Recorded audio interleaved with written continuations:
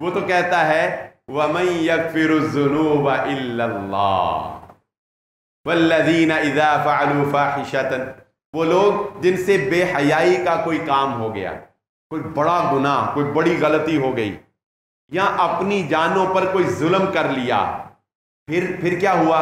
ذکر اللہ، پھر انہیں یاد آیا نہیں نہیں کوئی بات نہیں، ہم کس کے غلام ہیں، ہم کس کے غلام، ہمارا مالک کون ہے؟ ہمارا مالک تو اللہ ہے۔ پھر انہیں یاد آیا کہ اللہ ہے، فاستغفروا لذنوبہم، پھر انہوں نے کہا یا اللہ میں گناہ گار خطا کار تجھ سے معافی مانگتا ہوں، غلطی ہو گئی، شیطان کے بہکاوے میں آ گیا، نفس کے پیچھے چل گیا، خواہش کے اندر ڈوب گیا۔